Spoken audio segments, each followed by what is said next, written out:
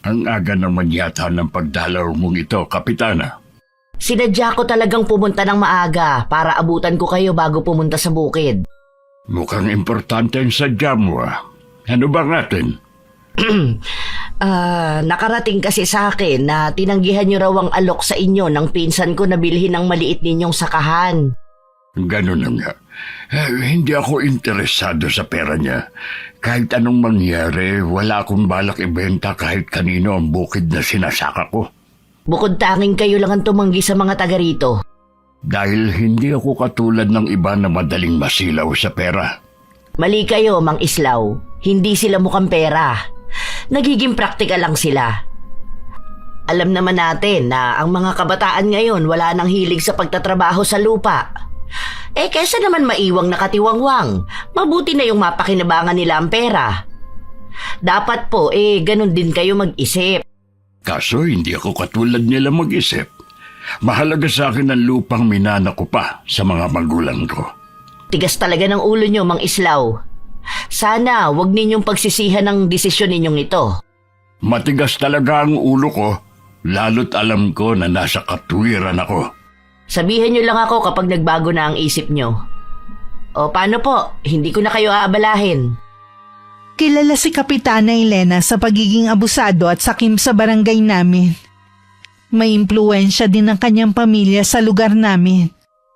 Hindi lang sa pagiging abusado kilala ang pamilya niya, maging sa pagiging kurakot nito sa pwesto. Alam ng marami na binubulsa niya ang pondo ng barangay. Pero walang maglakas ng loob magsalita. Bakit po ngayon lang kayo, Tay? Sel, kanina ka pa ba rito? Sino kasama mong dumating? May 2 oras na po akong nandito. Wala din po akong kasama. Mano po, Tay? Kaawaan ka ng Panginoon. Naalala ko nga pala pasukan na. Kumusta ang mga apo ko? Ayos naman po sila. Lagi kayong bukang bibig ng mga apo nyo. Sana naman daw magbakasyon kayo sa bahay. Hayaan mo, kapag nagkaroon ng maraming oras, titigil ako sa inyo kahit ilang araw. Kailan pa kaya yun? Lagi nyo naman kasi ang sinasabi Ang dami kasing gawain sa bukid natin Kaya po ba ngayon lang kayo umuwi? Nag-awan na rin kasi ako habang hindi pa tag-ulan. Alam mo naman ang mga damo, ang bilis tumubo. Dapat po kasi umuupa na lang kayo ng tao na maglilinis ng bukid. Yun nga sana ang plano ko. Ang kaso mo, ang hirap naman maghanap ng taong uupahan. Lahat sila nasa construction na nagtatrabaho. Napansin ko nga po ang daming nagpapagawa ng bahay ngayon dito Halos lahat kasi ng mga taga rito ibinenta na mga lupa nila. Yun ang ginamit nila sa pagpapagawa ng bahay. Nabalitaan ko nga po na iisang tao lang daw ang nakabili. Oo, yung pinsan ni Kapitana. Buti po, Tay, hindi kayo inaalok na ibenta sa kanila ang sakahan nyo. Hindi ko lang sinasabi sa iyo, pero inalok na rin ako. Tumanggi lang ako. Kanina ngang umaga nandito na naman si Kapitana. Hindi ko po gusto ang pagpunta dito ni Kapitana. Mag-iingat po kayo Baka mapag-initan kayo, lalo tumanggi pala kayo. Hindi naman ako natatakot sa kanya. Di tulad ng mga taga rito. Ewan ko ba sa mga kabarangay natin? Kilala na kasi nilang abusado sa kapangyarihan. Ibinoto pa rin talaga. Wala tayong magagawa. Yung iba naman kasi mga takot. Dapat kasi hindi na pinabalik sa pwesto Harapan na ngang ibinubulsa ang pondo ng barangay Hindi naman kasi natin hawak ang pag-iisip ng mga tao. At saka, huling termino na rin naman niya. Pwede na po kayong tumakbo, Tay. Oras na matapos na ang termino niya. Ngayon pa nga lang, maugong na ang balita na pamangkin niyang tatakbo sa susunod na eleksyon. Swapang talaga sa kapangyarihan. Ayaw mawala sa pamilya ang posisyon. Alam naman ng mga tao kung anong klaseng pamilya sila. Nasa kanila na yun kung iboboto nila ang pamangkin niya. Sa bagay nga po. Ay, may dala nga po pala akong merienda dyan. Kumain po muna kayo. 2 araw na ako sa bahay ni Itay nang dumating si Kapitana Elena. Kasalukuyan nun nasa bukid ang Itay. Napansin kong napakunot ang noo niya nang makita ko. Nandito ka pala? Kailan ka pa dumating? 2 araw na akong nandito sa amin. Ang itay ko ba ang sadya mo? Oo sana eh. Nandyan ba siya? Nasa bukid siya eh. Mamaya pa ang uwi niya. Ang tanda na ng tatay mo, hinahayaan niyo pa siyang magkakapatid na magtrabaho sa bukid. Dapat sa tatay mo, nagpapahinga na lang. 69 pa lang naman ang itay. Mukha lang siyang matanda sa totoo niyang edad dahil sa trabaho at bilad sa init ng araw. Tsaka, manghihina ang itay kapag napirmi siya sa bahay. Matanda lang pala ang tatay ko ng 3 taon. Kaya lang maagang nagretiro.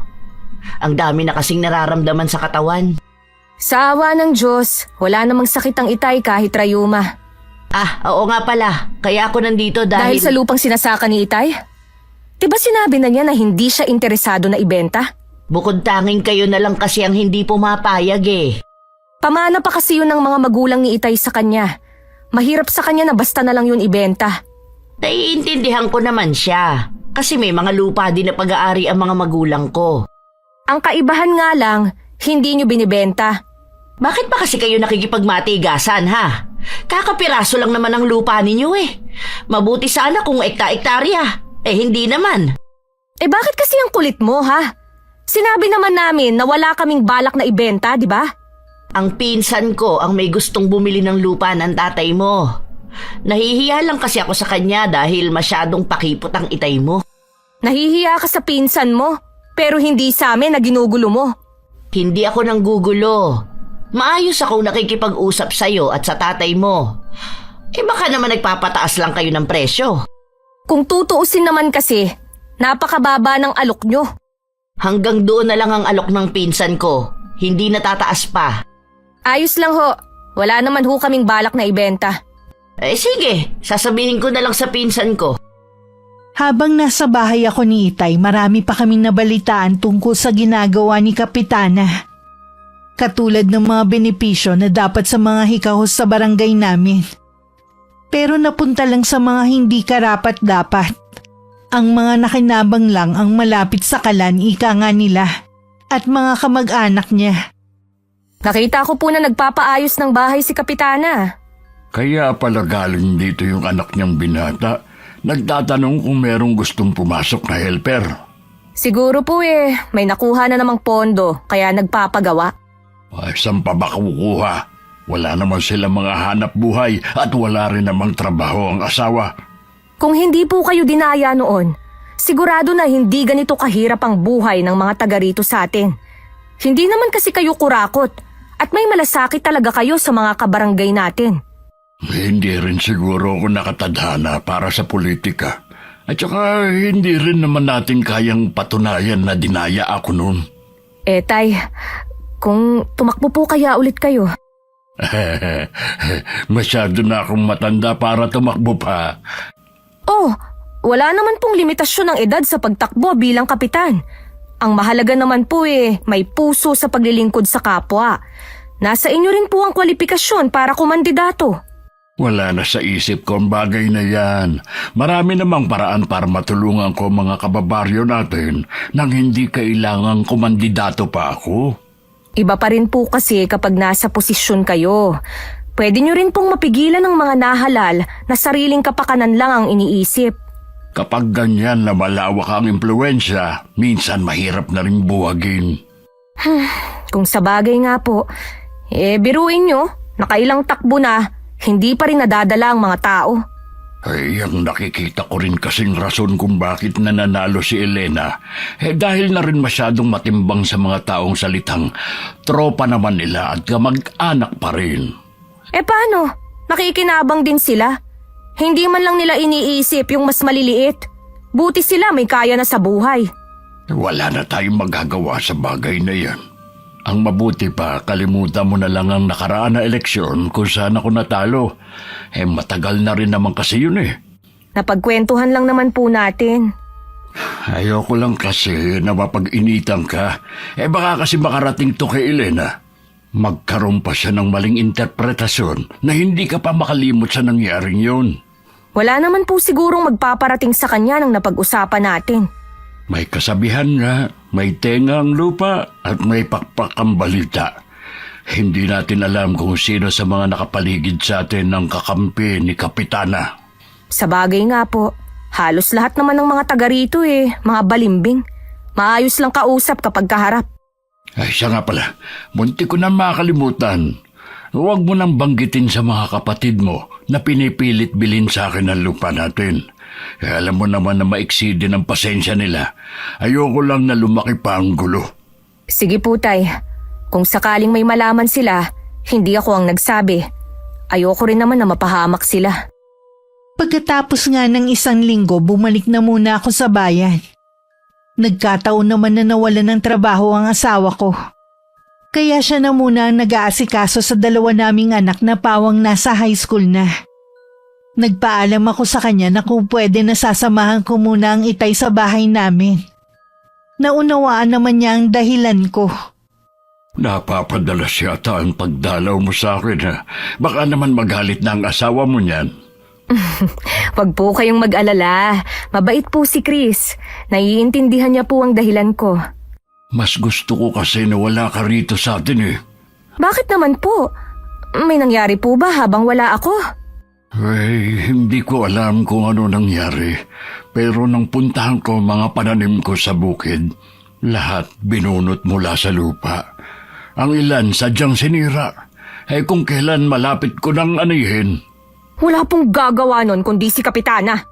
Huwag kang magpadalos-dalos, mahirap ang magbintang. Kahit wala po tayong ebidensya, alam naman natin na si Elena lang ang pwedeng gumawa nun. Ipasa Diyos na lang natin ang lahat. Ay hindi po pwede yun. Nagpunta na po ba kayo sa barangay para ipablatter ang nangyari? Oo, kaya lang ang sabi nila, baka hayop daw ang gumawa noon. Anong klaseng hayop naman po kaya ang gagawa nun? Halatang meron lang silang pinagtatakpan Kung hindi nila maresolba, ayos lang. Ay naku, Tay, mabuti sana kung hindi nyo ginastusan ang mga tanim nyo. Hintayin na lang natin kung anong hakbang na gagawin nila. Siya nga pala, huwag mo na rin itong ipaalam sa mga kapatid mo, ha? Dapat nga po ipaalam natin ito sa kanila Hindi pwede. Para namang hindi mo kilala mga kapatid mo, umiiwas na lang tayo sa gulo. Hanggang kailan po? Nakakaubos na rin po kasi ng pasensya. Alam ko, hanggat maaari, ayoko ring masagad ang pasensya ko. Dahil ayokong makagawa ng isang bagay na baka pagsisihan ko rin sa huli. Kahit kailan po talaga, hindi patas ang hustisya sa ating mga ordinaryong tao. Alam ko naman yun, pero tandaan mo, may hangganan din ang kasamaan ng tao. Sige na, tapusin na natin ang usapang ito. Maiwan na muna kita, ha? May kailangan lang akong asikasuhin. Sige po, Tay. Mag-iingat po kayo. Nang sumunod na araw, naging bisita namin si Kapitana sa bahay. Biglang kumulo ang dugo ko. Binigyan naman ako na nagbababalang tingin ng itay. Tahimik na lang akong tumayo sa tabi niya. Ano ang sadya ninyo, Kapitana? Nabalitaan ko kasi ang nangyari sa mga pananim mo. May balita ka na ba kung sinong may gawa? Wala pa, pero pinapasa Diyos ko na lang. Baka nga kasi tama ang hinala namin na baka o anumang hayop ang may gawa nun. Siguro nga. Meron pa nga pala akong pakay sa'yo, Mang Islaw. Kung tungkol na naman sa lupa... Hindi ang lupa mo, kundi sa katabing lupa mo. Ibinebenta na kasi yun. Kapag nagkataon, wala na kayong dadaanan papunta sa lupa ninyo. Ano? Sa pagkakaalam ko'y walang balak si Melensyong ibenta ang lupa niya. Nagbago ang isip niya Siguro napagtanto niya na mas mahalaga ang pera. Kailangan ko makausap si Melensyo. Mabuti pa nga para maniwala ka. Ganyan ka ba talaga kaswapang, ha? Lahat na lang gusto mong maangkin. Huwag kang makialam, Maricel. Wala ka namang kinalaman sa pinag-uusapan namin ng itay mo. Anong wala? Pag-aari ko rin ang lupa na gusto mong angkinin. Dapat noon pa, kinumbinsi mo na ang itay mo na ibenta ang lupa nyo. Hayan tuloy, bumaba na ang halaga. Wala kaming pakialam kung ibenta pa ng mga taga rito ang lahat ng lupa nila. Basta kami, hindi namin ibibenta ang lupa namin. Ang tigas mo rin, ano? Mag-ama nga kayo. Bakit ba kasi pinag-iinteresan mo ang lupa namin, ha? Ang pinsan ko ang gustong bumili ng lupa dito. Sus! Pareho lang kayo. Sigurado naman na makikinabang ka rin. Natural! Ako ang nagpapakahirap sa paghahanap ng bibilhin niyang lupa. Oh, saan galing ang pera niya? Sa pera ng taong bayan ba, ha? Wala naman kayong pera noon, ah. Matabil talaga yung bibig mo, ano? Baka gusto mong maputulan ng dila. Ay, pagpasensya mo na ang anak ko. Mainitin lang talaga ang ulo niya. Pasalamat kayo. Mahaba ang pasensya ko sa inyong mag-ama. May konsiderasyon pa ako sa inyo kahit papano kumpara sa iba. Dapat ba kaming magpasalamat, ha? Tama na, Maricel. Huwag ka nang sumagot. Para kasing siga ang babaeng ito, eh. Akala mo kung sino siya na basta na lang susugod dito. Huwag mo sanang kakalimutan kung sino ako sa lugar na ito. Siyempre naman. Pero sana, hindi mo rin makalimutan kung paano mo dinaya ang itay noon. Maricel, hindi ka ba talaga titigil? Hanggang ngayon pala, hindi nyo pa rin makalimutan ang pangyayaring yon, ha? Ang tagal na nun, ah. Hindi nyo nga kayang patunayan, eh. Hindi man namin mapatunayan na dinaya nyo kami. Kahit sa sarili mo, aminin mo ang ginawa mong kasalanan. Wala akong aaminin dahil wala akong ginawang masama. Hindi nyo lang kasi matanggap ang pagkatalo ng itay mo. Aminin nyo na mas gusto ako ng tao kaysa sa inyo. Hindi ako mahahalal ng 3 beses kung hindi nila gusto ang serbisyong ibinibigay ko sa kanila. Nakikiusap ako sa inyo, Kapitana. Kung nasabi niyo na ang mga gusto niyong sabihin, sana'y umalis na kayo. Sige, aalis na ako. Pero babalik ako rito. Dala ang pera. Hindi nga namin balak. Hindi ka ba talaga masaway, ha? Para kang bata. Hayaan mo na siyang umalis. Narinig niyo naman ang sinabi niya, eh. Parang sigurado na siyang makukuha nilang lupa natin. Kapag nakumpirma ko kay Melencio na pumayag na siyang ibenta ang lupa niya, wala tayong pagpipilian kundi pumayag na rin. Tay naman! Sa tingin mo, saan tayo dadaan papunta sa lupa natin? Ang tanging paraan lang ay ang lumipad. Handa na po ba kayong mawala ang lupa na galing pa kay na lolo at lola?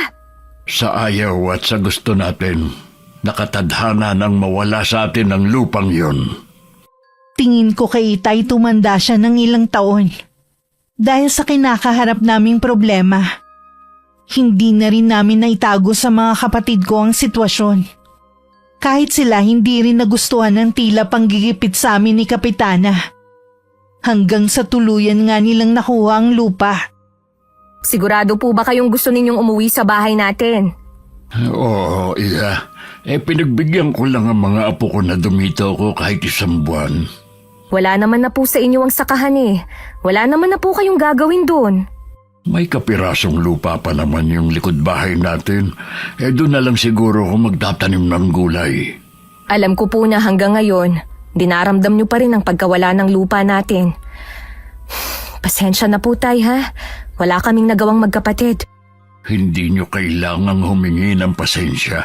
Hindi nyo naman kagustuhan na nangyari sa lupang yun. Mabuti na rin siguro yun para tigilan na rin tayo ni Elena. Kung bakit kasi ang tagal matapos ng termino ng kapitan natin, eh. Kahit matapos na ang termino niya, kaanak pa rin niya ang papalit sa kanya. Hindi pa rin matatapos ang kasakiman nila. Wala din naman kasi ang merong lakas ng loob na kalabanin sila. Mula nang ipakita ng kapitan natin ang tunay niyang kulay, lahat nang ilag na. Sunod-sunuran na lang sa kanya. Sana sa darating na eleksyon kung sakali man na may bagong tatakbo, maging wais na sana ang mga tao. Oo nga po, eh. Sana, maisip nila na napag-iiwanan na ang barangay natin. Ni isa kasing proyekto, wala man lang. Nakakalungkot nga. Buti nga hindi doon nag-aaral ang mga anak mo. Ultimo kasi mga guro, nahawa na rin sa kapitana. Palibasa kasi, halos kamag-anak din niya. Yung para sana sa mga bata ay nagawa pa nilang ibulsa. Kahit ang mga magbubuti sa atin, wala nang gustong pumasok. Dahil kailangan nila magbayad para makakalakal lang sa atin. Wala talagang patawad. Ay, paano? Alis na ako, ha? Atay, bakit hindi nyo na lang kaya ibenta ang bahay natin dun? Alam mo naman na nandun ang alaala ng nanay niyo. Mahirap sa akin na basta na lang mawala ang bahay na yun. Nahirap din naman po sa amin. Kaya lang po mas nag-aalala po kami sa inyo lalo't mag-isa lang kayo. Huwag niyo na akong alalahanin. Kaya kong pangalagaan ang sarili ko. At saka, may mga kapitbahay naman tayo doon. Uso pa naman ang bayanihan sa ating mga mahihirap. Hindi nila ako pababayaan kung sakaling may mangyari. Sige na nga po, hindi ko na kayo pipigilan. Dadalawin ko na lang po kayo doon kapag wala akong ginagawa. Mag-iingat po kayo ha. Panatag naman ako na hindi na manggugulo si Elena sa amin. Lalo't nakuha na niya ang gusto. Ang inaalala ko lang ay walang kasamang itay sa amin. Siguradong maiinip yun sa bahay. Oh, Belencio, napadalaw ka. Pasensya ka na kung naabala kita. May ginagawa ka yata eh. Hindi naman ako abala. Naghahasa lang ako ng mga itak ko. Bala ko na kasing itago ang mga ito. Hindi na rin naman kasi ako pupunta sa sakahan. Pasensya ka na, Kaislaw. Wala lang din akong nagawa kundi ibenta ang lupa ko. Umpisa pa lamang. Alam ko na ang pinag-iinteresan talaga nila ang lupa mo. Alam kasi nila na oras na ibenta ko na ang lupa ko. Wala ka nang magagawa kundi ibenta rin yun sa'yo. Sa totoo lang lugi nga ako sa ibinayad nila sa akin. Pareho lang pala tayo. Gaya mo, wala rin akong mapagpilian. Nasayang lang ang lupa na ipinundar ng mga magulang ko. Sa totoo lang, sukang-suka na kami sa pagiging swapang ni Kapitana. Imbis na kabutihin natin ang isipin niya, sariling bulsa ang inuna niya. Ultimo benepisyo para sa mga senior, hindi nila ibinibigay. Magiging para sa mga estudyante, binulusa pa. Hay nako, alam naman nila na hikahus at kulang na lang igapang ang pag-aaral ng mga anak ng mga taga rito. Ay, intindihan ko mga hinaing ninyo, pero sa tingin ko, hanggang reklamo na lang tayo. Wala na tayong magagawa sa sitwasyon natin. Kung hindi ka sana dinaya doon, hindi sana ganitong sitwasyon natin. Tapos na yun, wala na tayong magagawa pa. Meron pa tayong magagawa. Tumakbo ka ulit sa susunod na eleksyon. Buong suporta makukuha mo sa amin. Hindi kami papayag ng pamangkin ng kapitan na makakaupo bilang kapitan. May 1 taon pa bago matapos ang termino ng kapitana natin. Mahaba pa ang panahon niya. Marami ang pwedeng mangyari at higit sa inaalala ko. Hindi natin alam kung sinong kampe kay kapitana. Akong bahala sa mga taga rito. Aalamin kong sa loobin ng kabarangay natin. Inasisiguro ko na iisa lang ang gusto nila. Ang tuluyan ng mapalitan si Kapitana Elena. Mag-iingat ka sa kinikilos mo. Maraming balimbing sa paligid. Kaya nga ako, naging maingat sa bawat sasabihin ko. Huwag ka mag-alala. Mag-iingat ako. Pahig ka na ba na tumakbo sa susunod na eleksyon? Sa totoo lang, matanda na ako para sa kahit anong posisyon. Pwede naman akong tumulong nang hindi kailangang tumakbo bilang kapitan. Ikaw lang kasing nakikita naming karapat dapat sa posisyon. Ang kailangan ng barangay natin, may puso sa mga kapuspalad. Tahimik ka lang pero marami ka na natulungan. Isa yun sa kinagagalit ng kapitan natin. Wala siyang karapatan na magalit. Hindi naman ako humihingi sa kanya ng pagtulong sa mga taga rito. Kung siya ba naman gumagawa ng paraan, sana may silbi siya. Yun na nga Mabuti hindi ka hinihikayat ang mga anak mo na umalis na dito sa lugar natin. Ang gusto nga ni Maricel, ibenta na ang bahay na ito at doon na ako umuwi sa kanila. Kaya lang kasi maraming alaala dito ang yumao kong asawa. Mahirap sa akin na umalis sa bahay na ito. Naiintindihan kita sa bagay na yan. Pareho kasi tayo halos ng sitwasyon Ang gusto rin ng mga anak ko lumayo na kami sa lugar na ito. Gamitin na lang daw namin yung perang pinagbentahan ng lupa sa pagbabagong buhay. Kung ayaw mo ng magulong buhay, tama din naman ang mga anak mo. Sabi ko sa kanila sila na lamang ang lumayo. Mas gusto ko pa rin kasi na dito tumira kung saan ako nagkaisip at lumakit nagkaroon ng sariling pamilya. Ay sana nga, bago man lang magpantay ang mga paa ko, bumalik na sa dati ang barangay natin. Yung simple at tahimik na buhay. Dahil hindi na ganong abala at madalas na nasa bahay na lang, maraming nakarating kay Itay ng mga tiwaling gawain ng kapitana namin. Isa na ron ang pagpayag na magkaroon ng sabong sa lugar namin nang walang permit. Kanino ko utang ang pagdalaw mo rito, Mang Islaw? Hindi na ako magpapaligoy-ligoy pa. Hindi ko gusto ang ginawa mong pagpayag na magkaroon ng sabungan dito sa barangay natin. Doon pa talaga sa mismong bakanteng lote sa tapat ng kabahayan. At sino ka para questionin ako? Wala na ngang maipakain ng mga tao sa pamilya nila, pinayagan mo pa na magkaroon ng sabong dito sa atin. May permit ka ba para mag-operate? Kung magsalita ka, akala mo naman mas marami ka pang alam sa akin. Baka nakakalimot ka kung sino ako. Hindi ko nakakalimutan na ikaw ang punong barangay namin. Pero sana naman magkaroon ka kahit konting pagmamalasakit sa kapwa mo. Imbis na kasi trabahong ibigay mo sa kanila, tinutulak mo pa talaga sila sa pagsusugal. Kung nagmamalasakit ka sa kanila, edi ikaw ang magbigay ng trabaho. Dati pa naman ako nagbibigay ng trabaho sa mga nangangailangan nung may lupa pa ako. Eh paano yan? Wala ka ng trabahong maibibigay dahil wala ka ng lupa. Kaya nga nakikiusap ako sa iyo na kung maaari, gumawa ka ng proyekto na maaaring makatulong sa mga taga rito. Akala mo yata ang laki ng pondo ng barangay natin no? Maaaring hindi kalakihan pero sapat para matulungan mo ang mga tunay na nangangailangan. Hindi lang yung mga taong malapit sa iyo. Hindi ko na nagugustuhan yung mga lumalabas sa bibig mo, Mang Islaw. Ang mabuti pa, umalis na kayo. Huwag niyo nang pakialaman ng mga bagay na wala namang kayong alam. Nagmamalasakit lang naman ako sa mga kabarangay ko. Hindi ko kasi matiis na manahimik na lang sa isang tabi. Ang sabihin nyo, likas sa inyo ang pagiging pakialamero. Nagbibida-bida kayo porke hindi lang kayo nanalo noon bilang kapitan. Sa tingin nyo, sa ginagawa nyo, makukuha nyo ang loob ng mga taga rito? Matagal ko nang nakuha ang loob nila, kaya nga ganon na lang ang pagmamalasakit ko sa kanila. Mang Islaw, hindi naman pala problema ang ipininta nyo rito. Ang mabuti pa, umuwi na lang kayo. May parating din ho kasi ngayon na mga taga-munisipyo. Ayokong makita nila kayo rito. Sana magbago ka na, bago pa mahuli ang lahat. Alam mong lahat ng masama nating ginagawa, babalik din sa atin at sa mahal natin sa buhay. Nang dumalaw ako sa bahay ng itay, ganun na lang ang gulat ko. Nang makitang may nagsasabong sa mismong bakanting lote malapit sa amin. Ano po?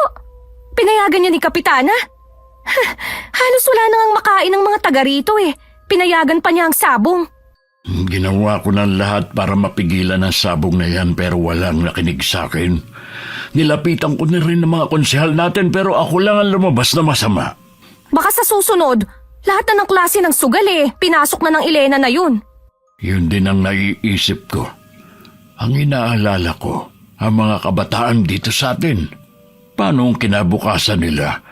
Kulang na nga sa suporta. Malululong pa ba sila sa bisyo? May naiisip po ba kayong plano, Tay? Naiisip kong lapitan ng dating kaibigan. Dati siyang pulis. Baka may koneksyon pa rin siya na makakatulong sa atin. Baka po makarating kay Kapitana Elena ang gagawin nyo. Bahala na. Kahit ito man lang ang maiambag ko sa kabarangay natin. Tay, marami na po kayong naitulong. Hindi lang ang gagawin nyong yan. Nagkausap nga pala kami ni Melencio. Gusto niya na tumakbo ulit ako bilang kapitan sa susunod na eleksyon. Ano po sinabi nyo? Wala na akong plano pa. Mahaba pa naman ang panahon. Siguradong makakahanap pa sila ng isang taong maari nilang suportahan. Kaya po kayo ang gusto nila dahil may tiwala pa rin sila sa inyo. At higit sa lahat, wala na silang makita na karapat dapat sa posisyon. May edad na ako para tumakbo pa. At saka, alam mo naman na hindi ako mapolitikong tao. Napilitan lang ako noon dahil sa pakiusap sa akin ng mga tao. Tapos dinaya lang kayo. Pwede naman akong tumulong sa kapwa natin nang hindi tumatakbo sa kahit na anong posisyon. Pangako yan. Iba pa rin po kasi kapag nasa posisyon kayo. Mas marami kayong magagawa at pwede niyong ilapit ang problema natin dito. Buo na ang pasya ko, anak. Mas gusto ko ang ganitong buhay. Simple at tahimik. Kayo po tayong bahala. Ayoko naman kayong pilitin Siya nga pala. Bakit nandito ka na naman? Wala ka bang ginagawa sa inyo? Kasi po tay, nagkausap kaming magkakapatid. Sinabi nga po nila na kumbinsihin kita na umalis na sa lugar na ito. Gusto sanang pumunta ni Greg dito. Pinipigilan ko lang. Baka kasi magpang-abot lang sila ni Elena. Hanggang ngayon pala'y galit pa rin si Greg sa kanya. Hindi nyo naman kasi siya masisisi. Pagbintangan ba naman siya sa isang bagay na hindi naman niya ginawa? Tapos, malalaman na pamangkin ng kapitan pa lang may kagagawan. Tapos sorry lang, wala man lang silang aksyon na ginawa. Muntik na nun makulong si Greg dahil sa kanila. Yung pamilya naman na nambintang sa kapatid ko, nagpaareglo din sa kanila. Samantalang tayong nakikiusap noon, hindi man lang pinakinggan. Hindi man naparusahan noon ang pamangkin ni Kapitana. Darating ang sandali at kakarmahin din siya. Hindi naman yata tinatabla ng karma ang mga yun eh. Hindi pa kasi dumarating ang araw nila.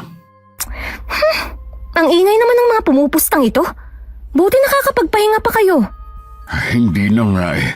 Kaya inaabala ko na lang ang sarili ko sa pagtatanim sa likod bahay. Kung bakit kasi dito nila yan inilagay eh. Alam naman na bahayan to. Bakit hindi nila ilagay sa bakuran nila? O kaya dun mismo sa bakanting lote malapit sa barangay hall? Kaya nila dyan punesto yan dahil tago nga naman. Huwag mo na lang silang pansinin. Hayaan mo silang magkagulo sa pagpusta. Ilang araw lang ang nakalipas, may nagpunta ng mga pulis at hinuli ang mga nagsasabong. Parang mga langgam na nagpulasan ng mga tao. Kanya-kanya silang takbo sa iba't ibang direksyon. Hindi ko maiwasang maawa sa iba. Lalo't alam ko na wala silang pampiyansa. Mabuti na lang hindi ko pinayagan yung anak ko na pumunta nung araw na yon. Dahil kung hindi, dako. Sa pagpapiyansa lamang sa kanya mapupunta ang perang pinagbilhan ng lupa namin. Salamat nga pala sa pagtitimbre mo ha. Lagi ko kasing nakikitang nanunood ang anak mo eh. Ayo, naiengganyo din dahil sa mga kaibigan eh. Pero hindi naman siya tumataya. Matanong ko nga pala. Paano mo nalaman na may mga pupunta ritong pulis?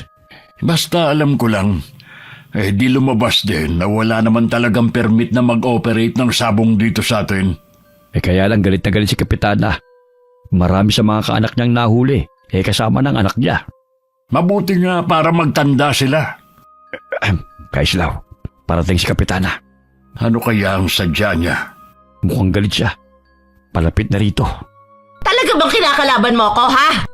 Hindi kita maintindihan, Huwag ka na magkaila pa. Alam ko na ikaw ang nagsumbong sa mga pulis tungkol sa sabungan dito sa lugar natin. Ikaw lang ang gagawa nun, wala nang iba. Kung wala kang ebidensya, wala kang karapatan na pagbintangan ako. Nako, hindi ko kailangan ng ebidensya para malaman kung ikaw ang gumawa. Palibhasa kasi gawain mo at ng pamilya ninyo na basta na lang magbintang kahit wala namang sapat na pruweba. Oras na malaman ko na may kinalaman ka nga, hindi mo gugustuhin ang gagawin ko sa iyo at sa pamilya mo. Kapitana, wag po sana kayo magpadalos-dalos. Hindi po magagawa ni Kaislaw ang sinasabi ninyo. Isa ka pa, Melensyo. Akala mo yata hindi nakakarating sa akin ang ginagawa mo kapag nakatalikod ako. Marami ako mata sa paligid, kaya kung ako sa inyo, mag-iingat kayo. At ikaw, Mang Islaw, oras na masira ang pangalan namin, magbabayad ka ng mahal. Tinitigan pa ni Kapitana ng masama sina Itay at Mang Melensyo. Bago naglakad paalis at sumakay sa motor nito. Ibang klase rin talaga eh. Parang lalaki na basta na lang susugod dito eh. Akala naman niya basta na lang akong masisindak sa mga sinabi niya. Hindi rin naman ako takot sa kanya. Kaya lang hindi ko maiiwasan na mag-alala para sa pamilya ko. Hindi naman siguro ligid sa yung tungkol sa mga kumakalat na balita tungkol sa asawa niya. Na ano? Na marami na siyang napatumba? Oo. Kaya siguro kahit babae malakas ang loob niya dahil alam niyang may malakas siyang kakampi. May hangganan din ang kasamaan nila. Matagal na tayo magkakilala. Noon pa kilala na kitang matapang at may paninindigan. Sayang nga lang talaga. Hindi ka nakaupong kapitan dito. Kahit pa ulit-ulit ka pang manghinayang, matagal na ring tapos yun. Oo nga. O paano? Uwi na muna ako sa amin. Tsaka na lang ulit tayo mag-usap. Ilang araw ko nang napapansin na malalim lagi ang iniisip ni Itay. Nang hindi na makatiis, tinanong ko na siya. Tay, may problema po ba?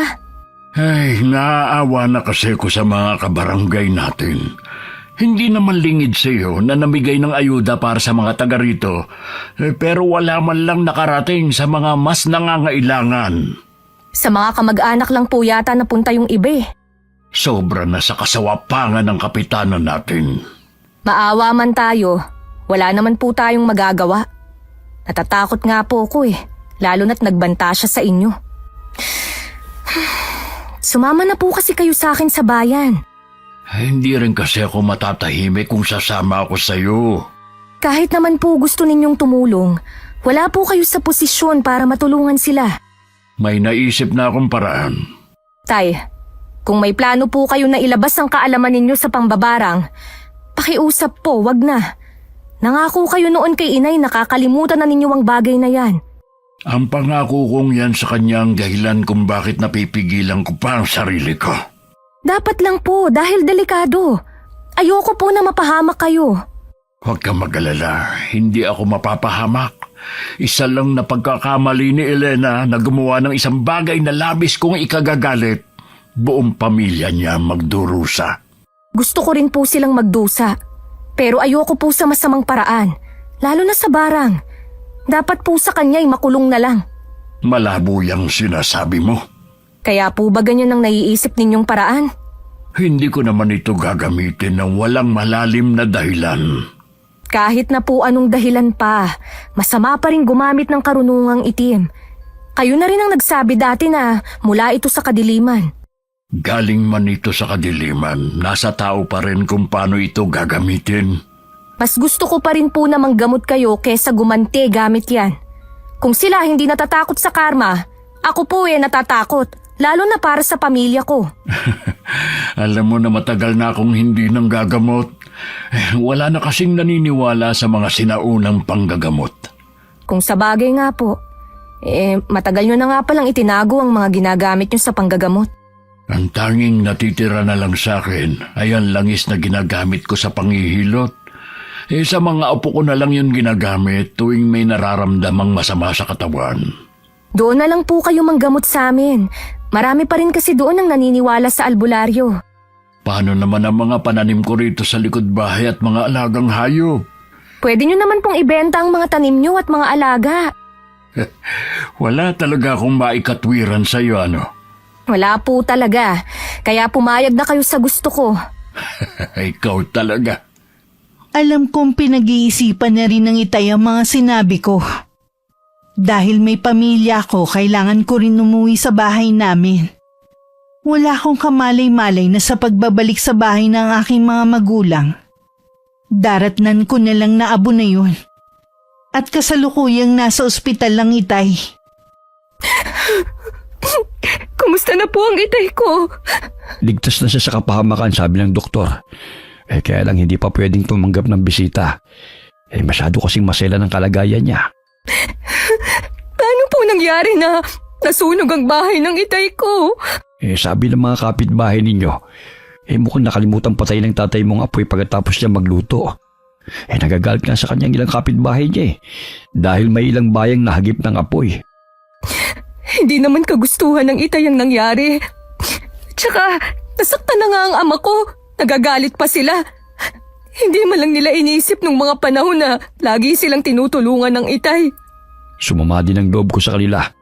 Dahil hindi man lang nila tinulungan ng ama mo nang hindi pa malaki ang apoy. Bakit po ba hindi agad nakalabas ang itay ko sa bahay namin? Palagay ko dahil gusto niyang isalbang gamit ng nanay mo. Sa may pintuan ng bahay niyo ko siya naabutan Hinila ko na lamang sa palabas. Iyakap ka niyang litrato at ilang gamit na nasunog din. Salamat po sa pagkakaligtas ninyo sa tatay ko, Mang Melencio. Wala yun, iha. Nagkataon lang na nasa malapit lang kami mag-ama. Kaya nasakluluhan namin ang iyong ama. Matagal na po namin na kinukumbinsi ang itay na sumama sa amin sa bayan. Yun din po kasi ang gusto ng mga kapatid ko. Alam ko na nahihirapan siya na pumayag dahil sa mga alaala ng inay sa bahay namin. Sa tingin ko yun ang mabuti niyang gawin. Total, ayaw naman niya na tumakbo na sa susunod na eleksyon bilang kapitan. At saka mainit na rin kasi siya sa mga mata ni kapitana at mga kapamilya nito. Bigla ko pong naisip, paano po kung hindi aksidente ang nangyaring sunog? Kilala ko po ang itay na maingat kahit noon pa. Sumagi na rin yan sa isip ko. Pero wala naman tayong katibayan. Mahirap din magbintang. Alam ko naman po. Kaya lang, iba talaga ang kutob ko sa nangyari. Hintayin na lamang natin ang magising ang itay mo. Baka meron siyang maibigay na impormasyon. Dumating na rin ang mga kapatid ko ng araw na yun. Lahat sila hindi makapaniwala sa sinapit ng aming ama. Pare-pareho din kami ng hinala na baka sinadya ang nangyari. Dahil sa malubhang pagkasunog ng balat ni Itay, hindi kami maaaring pumasok sa loob ng silid niya. Isang buwan din siya sa ospital. At halos masaid ang pera namin sa mahal ng gamutan. Kasalukuyan ako nagluluto nang makarinig ako ng nabasag sa silid ni Itay. Nagmamadali akong pumunta. Nadatnan ko ang basag na salamin sa sahig habang nakatayo ang Itay. Ano pong nangyari, Tay? Huwag po muna kayong lalapit. Baka maapakan niyo ang bubog. Ano ba kasing ginagawa ng salamin na yan sa kwarto ko? Matagal na po yan dito sa kwarto. Baka ngayon nyo lang po napansin. Teka lang, Tay, ha? Kukuha lang ako ng walis at pandakot. Iniwan ko lang sandali ang Itay dahil pinatay ko ang kalan. Pagbalik ko ng kwarto, wala na ang Itay. Nakita ko na nasa balkonahe siya. Magmula nang tumira sa bahay ang Itay, lagi na lang ako natataranta. Lagi na lang kasi siyang galit at lagi rin nakasigaw. Pati mga anak ko nangingilag na rin sa kanya. Dahil sa aksidente sa isang iglap, nagbago na siya. Sinadya niyo po bang basagin ng salamin? Oo, dahil pinapaalala lang nito ang itsura ko ngayon. Diba, sabi naman namin sa inyo, nag-iipon lang kaming magkakapatid ng pera. Tapos ipapaayos namin ang itsura ng mukha niyo. Sa palagay nyo kaya may pag-asa pang maayos sa mukha ko. Gagastos lang kayo ng malaki, pero hindi na magbabago ang itsura ko. Ilaan nyo na lang sa ibang bagay ang pera nyo. Lahat po gagawin namin para sa inyo. Narinig mo ba sinabi ko? Ilaan nyo na lang sa ibang bagay ang pera ninyo. Alam ko po kasi na nahihirapan din kayo dahil sa kalagayan nyo. Sana namatay na lang ako nung gabing yun. Kesa naman nabuhay nga ako. Para naman akong halimaw na ultimo mga apo ko natatakot sa akin. Hindi po natatakot sa inyo ang mga apo nyo dahil sa itsura nyo. Kundi natatakot sila dahil lagi kayong galit. Nawala nang dating magiliw at mabait nilang lolo. Dapat masanay na sila na hindi na babalik sa dati ang kanilang lolo. Tay, huwag nyo namang sabihin yan.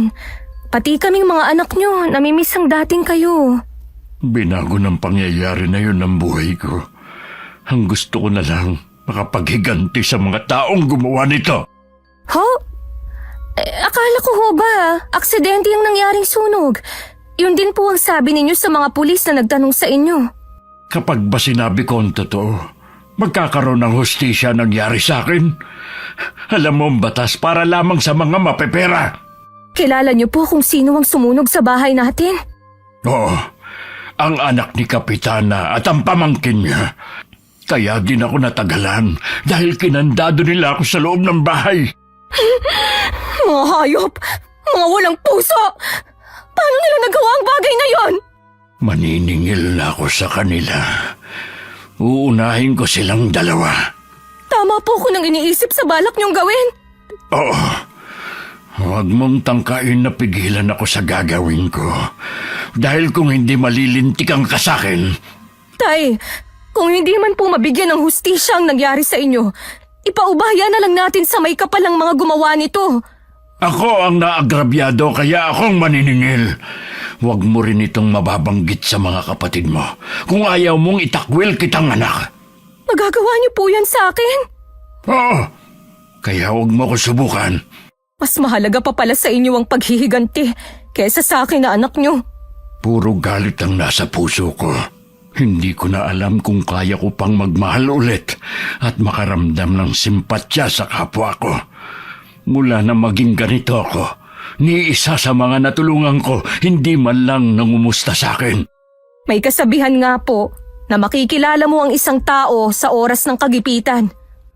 Si Mang Milencio at ang pamilya niya lang po ang nanatiling nasa tabi natin noon mula nang nasa ospital kayo.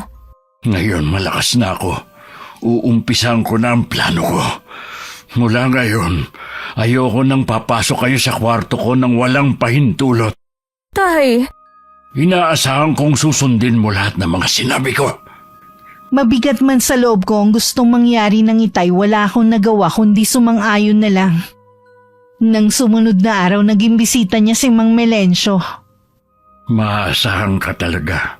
Salamat sa iyo, Melencio. Saan mo gagamitin ang mga yan? Mabuti nang wala kang alam para na rin sa kaligtasan mo. Sige. Hindi na ako magtatanong pa. Ano na nga pala ang balita sa lugar natin? Sa mga tao roon, wala ka talagang maaasahan. Parang hindi mo sila natulungan noon. Ni isa sa kanila, wala man lamang nagmalasakit. Tama ka nga, mga balimbing sila. Kaya nga kahit mabuti ang pakikitungo ko, kahit kailan hindi ako naglabas ng saloobin sa kanila, maliban sa iyo. Salamat sa pagtitiwala mo. Nakausap ko nga pala si Kapitana. Kinukumusta ka? Ang lakas naman ng loob na kumustahin niya ako. Malakas ang kutob ko na siyang nag-utos na sunugin ang bahay ko. Siya lang ang may motibo para gawin yon. Pinagbantaan niya rin ako noon. Lahat na yata ng kasama nasa kanila na. Sa kabila ng lahat, namamayagpag pa rin sila. Sila rin ang pinaghihinalaan ko . Kahit anong gawing isip ko kasi, imposible na masunog ang bahay mo kung hindi sinadya. Nakakalungkot lang. Hindi mabibigyan ng hustisya nangyari sa iyo. May ibang paraan para magbayad sila sa ginawa nila sa akin. Huwag ka maglala. Ikaw mismo makakasaksi sa pagbagsak ni Kapitana. Napansin ko lang, parang may nagbago sa iyo. Nararamdaman ko rin sa pananalita mong matinding galit. Kung may balak kang gumante, wag na. Baka imbis na makulong sila mabaliktad pa ang pangyayari. Sa tingin mo kaya may magagawa pa ako sa kalagayan ko ngayon? Ni hindi ako makalabas ng bahay. Lahat ng nakakakita sa akin ay natatakot. Pasensya ka na kung napag-isipan kita ng hindi maganda. Gusto ko rin naman magbayad sila. Pero ayoko na ikaw mismong maningil. Karma ang maniningil sa kanila. Hindi lang sa ginawa nila sa akin, kundi sa lahat ng ginawa nila ng masama. Kung may kailangan ka pa, tawagan mo lamang ako sa numero ng anak ko. Sasabihin na lamang niya sa akin. Maraming salamat sa iyo. Baka ito na rin ang huling beses na hihingi ako sa iyo ng pabor. Mula nang dumalaw si Mang Melencio, lingid sa amin na isinagawa na ng Itay ang kanyang plano. Nagsimula sa pamangkin ni Kapitana na si Mike. Habang kasama ang mga kaibigan nito, bigla na lang daw natumba ang lalaki. At saka ng Isay. Napasigaw na lang ang mga nakakita ng labasan nito ng napakaraming uri ng insekto na lumilipad. Para bang nanahan ng napakahabang panahon ng mga yon sa loob ng katawan ng lalaki. Isa ang anak ko sa nakakita sa pangyayari.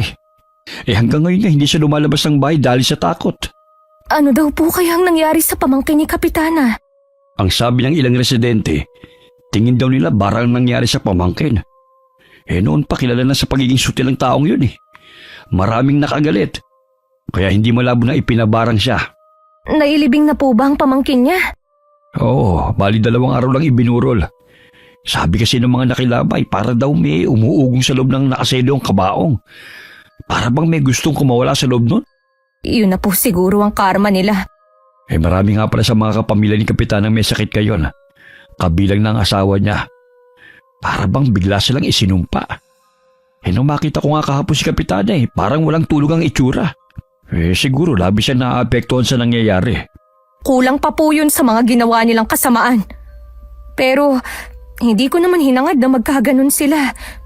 Sadya lang talagang naniningil na ang tadhana sa kanila.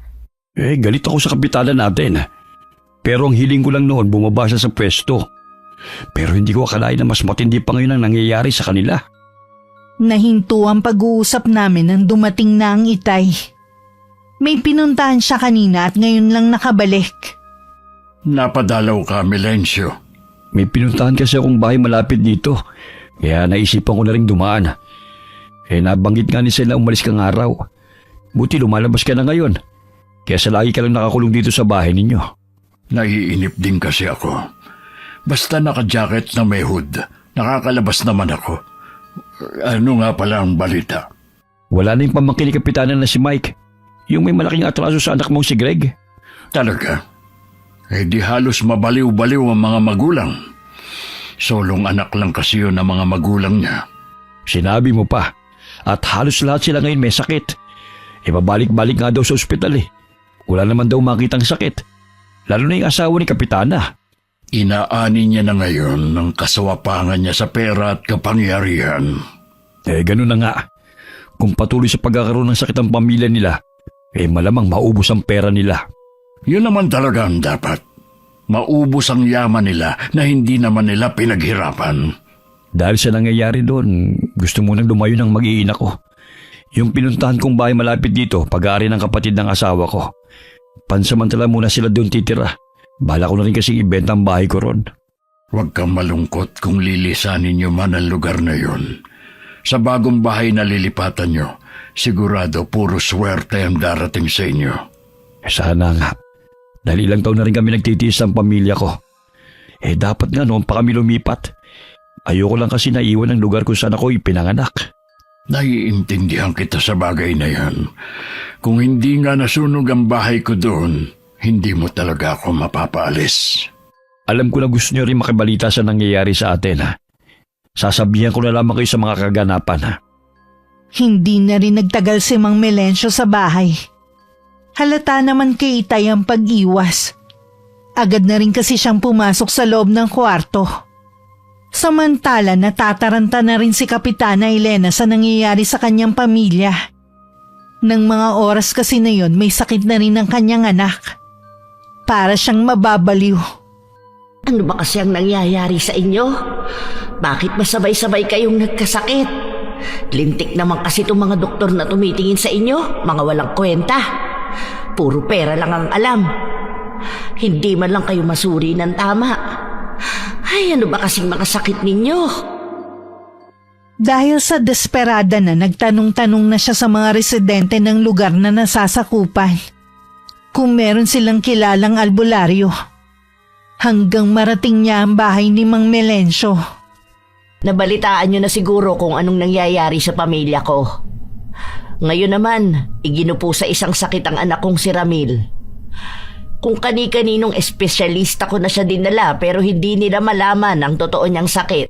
Sabi ng mga matatanda noong araw, kapag daw hindi malaman ng doktor ang sakit ng isang tao, dapat daw sa isang albularyo sila lumapit. Baka daw kasi hindi naman sakit ng dumapo sa taong yun kundi binigyan lamang siya ng karamdaman. May nakapagsabi nga niyan sa akin. Ang problema, wala naman akong alam na mahusay na albularyo. Gusto ko kasi na subok ng magaling. Kaya ka ba nandito para magtanong sa akin kung may kakilala ako? Oo, halos lahat na kasi dito natanong ko na. Wala silang alam o kilala. May kilala akong nanggagamot noong araw. Kaya lamang matagal na siyang huminto. Pero subuko na ang galing niya. Sino? Sabihin mo kung saan siya nakatira. Si Kaislaw ang tinutukoy ko. Ano? Si Mang Islaw? Oo, pero hindi siya ganun kakilala. Dahil ayaw niya ipasabi na isa siyang albularyo. Saan siya ngayon nakatira? Sa bahay ng anak niyang si Maricel. Kung wala akong mahanap na albularyo, pupuntahan ko siya. Kasi baka hindi na rin siya nanggagamot dahil sa kalagayan niya. Oo nga pala. Nakalimutan kong malaki ang naging pinsala niya dahil sa nangyaring sunog sa kanyang bahay. Dahil sa nangyari, malaki na rin ang ipinagbago niya. Sabi nga ng anak niyang si Maricel, lagi daw galit ang ama niya. Nawala ng pagiging magilo niya sa mga apo. Intindihin na lang nila siguro yung tao. Hindi madali ang pinagdaanan ng ama niya. Yun nga ang sabi ko. Ay susubukan ko pa rin kung sakali. Kapitana, baka hindi kayo harapin ni Kaislaw dahil sa mga nangyari sa pagitan ninyo. Huwag kang mag-alala, babayaran ko siya ng malaki. Ang tunay na manggagamot hindi nagpapabayad. Dapat alam mo yan. Oo nga pala. Nakalimutan ko na dahil sa dami ng iniisip ko. Susubukan ko pa rin. Wala namang mawawala . Oo naman. Sige, aalis na kami ng mga kasama ko. Magtatanong din kami sa iba pa. Sana makahanap na kayo ng lunas sa sakit ng anak mo. Isang araw hindi ko inaasahan ang pagdating ni Kapitana sa bahay namin. May mga kasama siya pero siya lang ang lumapit.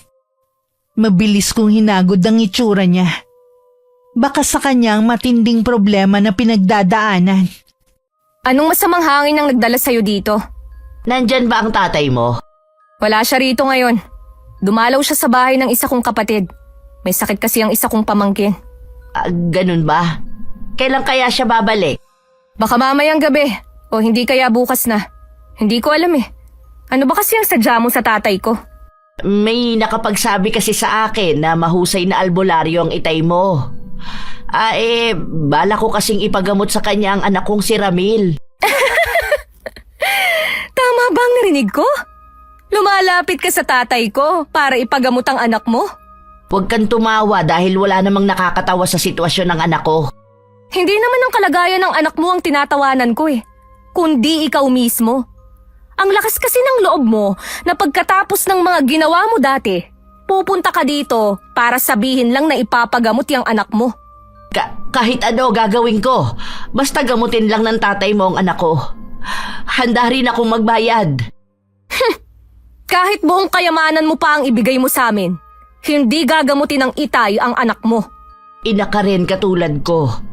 Alam ko na lahat gagawin mo para sa mga anak mo. Nagmamakaawa ako sa'yo. Kausapin mo ang itay mo para gamutin ang anak ko. Araw-araw siyang pinahihirapan ng sakit niya. Hindi na siya nakakatulog sa sobrang hirap na nararanasan niya. Hiniling na niya na painumin na lang daw namin siya ng lason para matapos na ang paghihirap niya. Sa tingin mo, dahil sa pagkikwento mo sa paghihirap ng anak mo, maaawa sa iyo ang itay kapag nalaman niya? Kilala na mabait at matulungin ang itay mo. Alam ko na maaawa siya sa anak ko. Dati yun. Pero mula nang masunog ang bahay namin na dahilan para mapinsala din siya, nagbago na ang itay. Hindi na siya katulad ng dati.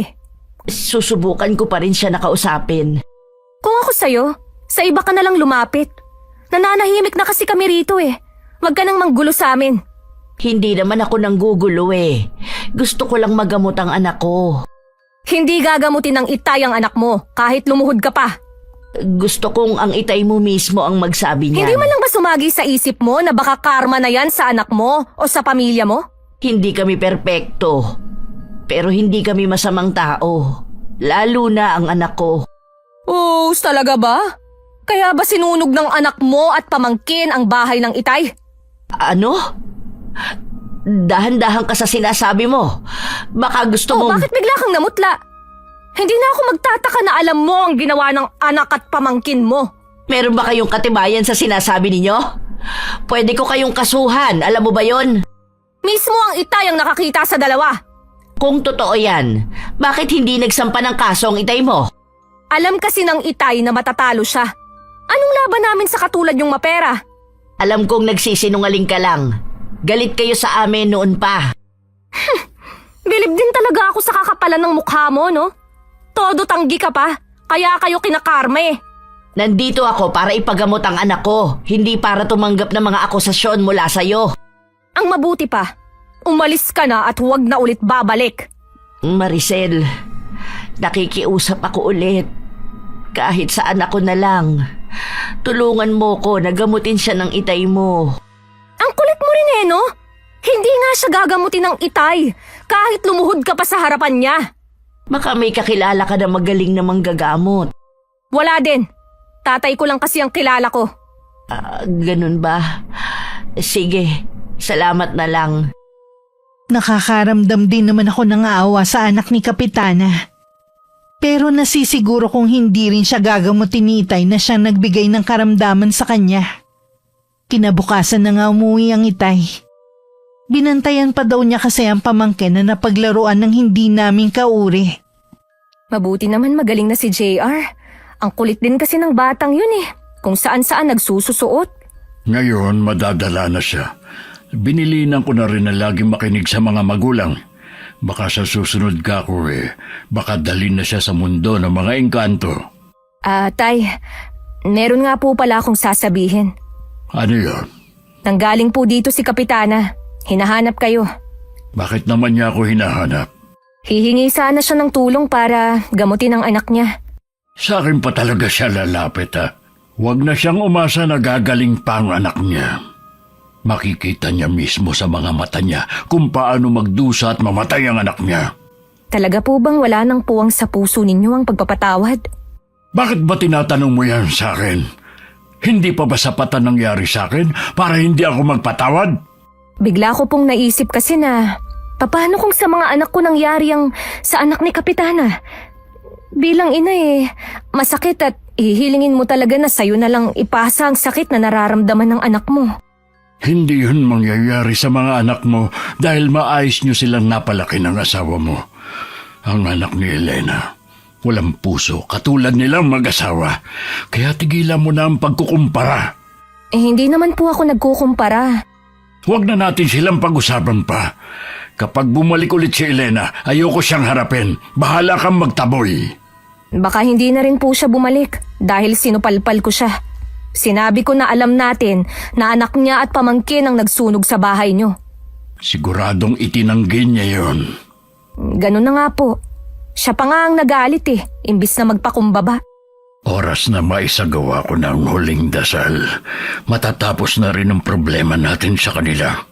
Hindi po ba kayo babagabagin ng konsensya niyo? Hindi. Dahil ito ang gusto ko.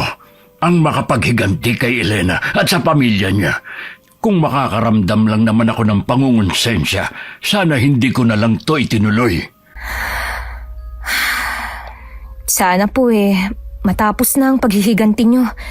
Gusto ko na po kasi na bumalik kayo sa dati. Hindi na mangyayari yan. Hanggat nakikita kong itsura ko sa salamin, hanggat nakakapa ko ang magaspang kong balat, hindi na ako babalik sa dati.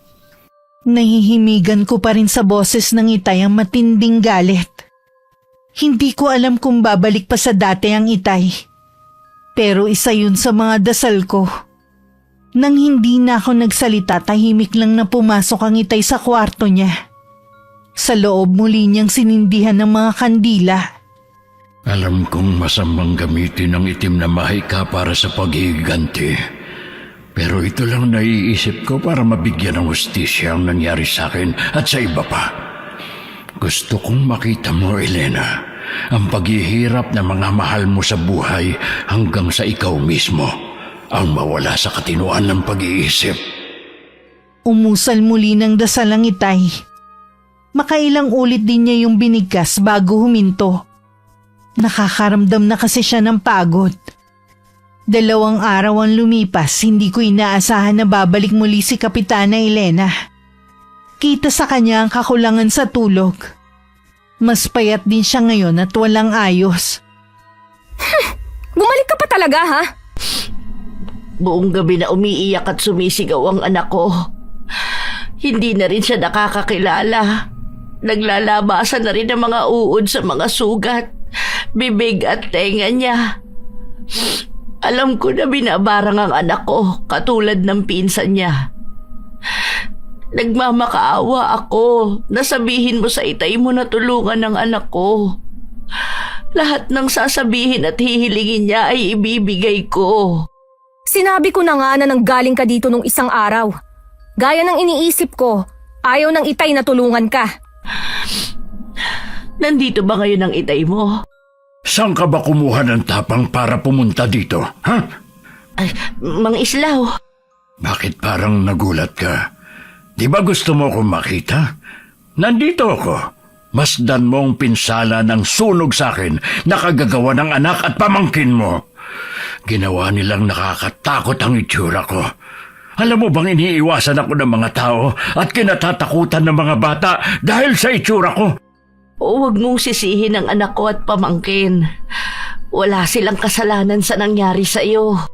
Ipagkakaila mo pa talaga? Ni hindi ka nga makatingin sa akin ng diretsyo?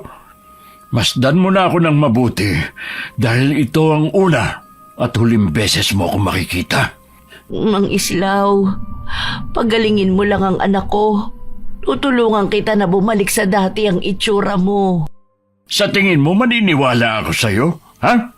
Isinusumpa ako sa ngalan ng aking anak. Hindi ko na rin gusto ang sinasabi mo. Matanda na rin naman ako. Mabuti pa, umalis ka na. Huwag mo muna akong talikuran. Nakikiusap ako sa'yo. Lahat gagawin ko. Gusto mo bang maibalik ang lupa mo? Ibabalik ko sa'yo kapag napagaling mo ang anak ko. Hindi na ako interesado sa lupang yun. Ang gusto kong malaman kung ano ang motibo ninyo sa pagsunog sa bahay ko. Sinabi ko naman na... Makakalis ka na! Teka lang, aamin na ako. Gusto talaga namin na patayin ka. Palalabasin namin na aksidente ang nangyari. Nagpresenta lang ang dalawa sa asawa ko. Hindi ko naman akalain na ganun ang mangyayari. Patawarin mo ko, Mang Islaw. Hayop ka! Ang sama niyo! Tao pa ba kayo, ha? Mas masahol pa kasi ang asal niyo sa hayop! Ganun ba talaga kayo kagalit sa akin? Dahil ba sa sabong, kaya gusto niyo akong patayin? Isa yun sa mga dahilan. At yung kumakalat na balita na tatakbo ka daw sa susunod na eleksyon. Natatakot ang asawa ko na maging hadlang ka sa mga plano namin. Para sabihin ko sa'yo, hindi banta ang Itay. Dahil kahit kailan, wala siyang balak na tumakbo kahit marami ang nag-uudyok sa kanya. Kung gusto mong mailigtas ang anak mo, pumunta ka sa pulisya at aminin ang mga kasalanan mo. Makukulong ako kapag umamin ako. At saka paano ko malalaman na mapapagaling mo ang anak ko? Kaya ko yung gawin kahit hindi ko puntahan ang anak mo. Hindi ako naniniwala. Alam ko pinupuntahan ng albularyo ang biktima at saka ginagamot. Sumama ka muna sa akin. Hindi lang ako ordinaryong manggagamot. Ako ang bumarang sa anak at pamangkin mo. Ano? Ikaw ang bumarang sa kanila? Totoo ba ito? Kaya mamili ka. Buhay mo o buhay ng anak mo? Sige gagawin ko ang sinabi mo. Isusuko ko ang sarili ko. Kailangan lang na mapagaling mo ang anak ko. Nang malapit na sa police station si Kapitana Elena, nagbago ang isip niya. Hindi na niya gustong makulong. Naisip din niya na oras na sumuko siya, lalabas lahat ng baho nilang mag-asawa. Anong gagawin ko? Hindi ko kayang makulong. Patawarin mo ko, anak. Hindi ko talaga kaya. Baka naman binawi na ni Mang Islaw ang sakit mo dahil akala niya sumuko na ako. Tama. Naisahan ko rin ang matandang yon. Masigla pa nang umuwi sa kanila si Kapitana. Pagdating sa kanila, narinig niya ang mga nag-iiyakan. Ganun na lang ang kaba na napatakbo siya sa kwarto ng anak niyang si Ramil. Nakapaligid sa kama ang asawa at ilang kaanak. Nang makalapit siya, dun niya nakumpirma na wala na ang kanyang anak. Sabi ng asawa niya, gumaling na kanina ang binata. Nawala ang sugat at biglang lumakas. Makaraan ng ilang minuto, bigla na lang daw itong nanghina.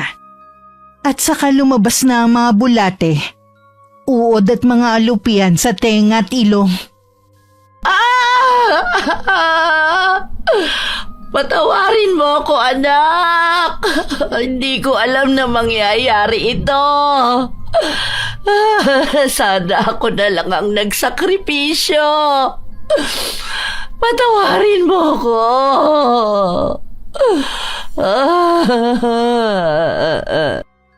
Paulit-ulit sinambit ni Kapitana Elena ang paghingi ng kapatawaran sa anak. Agad ding inilibing ang anak dahil sa kakaibang amoy sa katawan nito. Mabilis din kasing mabulok ang katawan ng lalaki. Makalipas lamang ang 1 buwan, sumunod na rin ang asawa niya. Namatay sa hindi maipaliwanag na sakit. Dahil sa sunod-sunod na trahedya sa pamilya, nasiraan na ng bait si Kapitana. Nagpagala-gala na lang siya kung saan-saan. Samantala ang Itay, madalas na nakatingin lang sa malayo. Hindi na siya galit at magiliw na rin sa mga apo. Makalipas ang 1 taon, napasukan ko na wala ng buhay ang Itay sa kwarto niya. Namatay siya habang natutulog. Dinala niya hanggang sa hukay ang kanyang ginawa sa pamilya ni Kapitana Elena. Wakas. Okay, shoutout po tayo. Sana nagustuhan niyo po ang story natin ngayon. Shoutout kina Sean, Samuel, and Sebastian. Shoutout sa Enaria family, especially kay Runalyn Enaria. Get well soon po. Hello kina Jennifer, Jenny B, Irish at sa pinakamamahal na apo ni Isidro Tumaliwan na si Jayden. Hi kay Ampi Taroy from Catanduanes.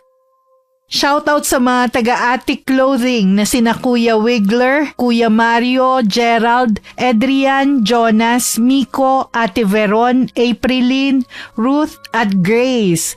Hello po sa inyo at sana nakasubscribe po kayong lahat sa akin.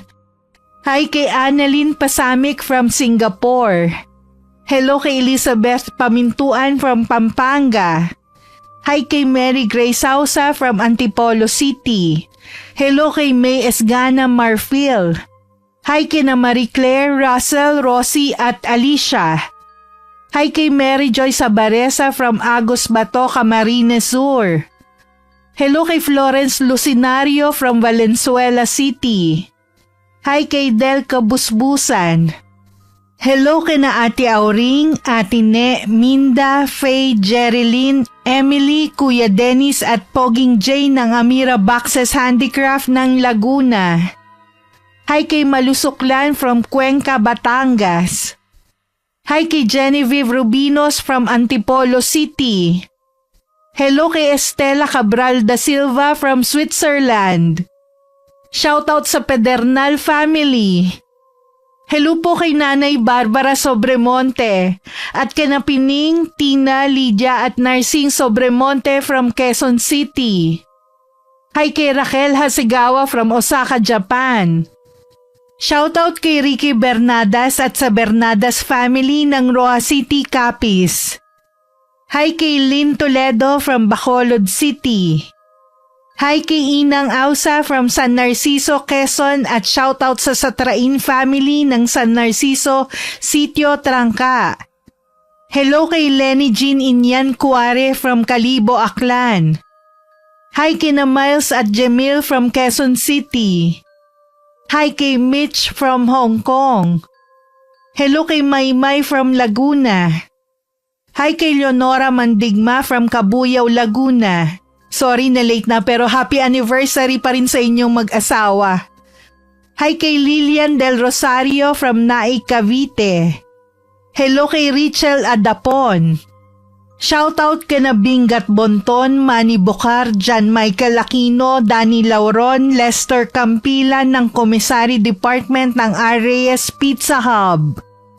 Maraming salamat po sa patuloy na pagsuporta at pakikinig. Ingat po lagi. God bless.